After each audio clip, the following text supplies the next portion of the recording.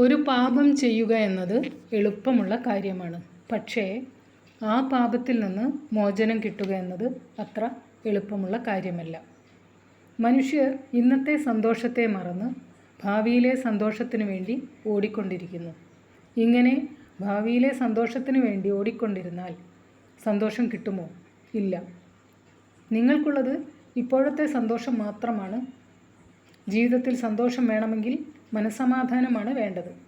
ഇപ്പോൾ നടക്കുന്നതും ഇനി നടക്കാൻ പോകുന്നതും ഭഗവാന്റെ ഇംഗിതം മാത്രമാണ്. എന്തിനാണ് വെറുതെ ഭാവിയെ ഓർത്ത് ഉത്കണ്ഠപ്പെടുന്നത്? നിങ്ങളിപ്പോൾ പോകുന്ന വഴിയിലൂടെ തന്നെ പോവുക. സഹായിക്കാൻ ആരുമില്ലെന്ന് കരുതി ആരുടെ അടുത്തും സഹായം തേടി പോകരുത്. നമ്മളെ നമ്മൾ തന്നെ സഹായിച്ചില്ലെങ്കിൽ വേറെ ആരാണ് നമ്മളെ സഹായിക്കുന്നത്? നിങ്ങളുടെ സുഹൃത്തും ശത്രുവും നിങ്ങൾ തന്നെയാണ്. മനസ്സ് ശാന്തമാക്കി വെച്ച് ആലോചിച്ച് പ്രവർത്തിക്കുക.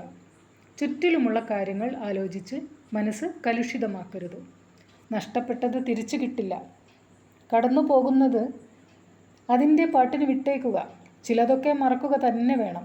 നിങ്ങളുടെ മനസ്സിനെ മുറിവേൽപ്പിച്ചവർക്ക് കാലം ശിക്ഷ കൊടുക്കുക തന്നെ ചെയ്യും.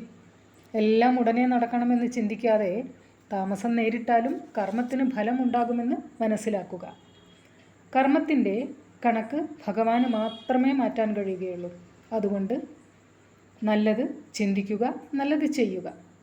ബാക്കിയൊക്കെ ഭഗവാൻ ചെയ്തോളും. എനിക്ക് എന്തുകൊണ്ടാണ് ഇങ്ങനെ നടക്കുന്നത്, ഞാൻ ചെയ്ത തെറ്റ് എന്താണ് എന്ന് സങ്കടപ്പെടാതിരിക്കുക. നിങ്ങളൊരു ദുഃഖത്തെപ്പറ്റി ആലോചിച്ചാൽ മതി. അതിൻ്റെ പിന്നാലെ 1000 ദുഃഖങ്ങൾ മനസ്സിലേക്ക് വരും. മനസ്സൊരു മായാലോകമാണല്ലോ. നിങ്ങൾ വിചാരിച്ചത് അല്ലെങ്കിൽ ആഗ്രഹിച്ചത് ദൈവം തന്നില്ലല്ലോ എന്ന് വിചാരിക്കുന്നതിന് പകരം മോശമായതൊന്നും ദൈവം എനിക്ക് തന്നില്ലല്ലോ എന്ന് വിചാരിക്കുകയാണ് നല്ലത്. അല്ലെങ്കിൽ അങ്ങനെ ആലോചിച്ച് സന്തോഷിക്കുക. ഇല്ലാത്തത് വിചാരിച്ച് സങ്കടപ്പെടാതിരിക്കുക. സകലതും സൃഷ്ടിച്ച പ്രപഞ്ചശക്തിക്ക് അറിയാം നിങ്ങൾ ഏത് സമയത്ത് ഏത് കാര്യം ആവശ്യമുണ്ട് എന്നുള്ളത്. ആ ശക്തിയിൽ അടിയുറച്ച് വിശ്വസിക്കുക. നല്ലത് മാത്രം നടക്കും.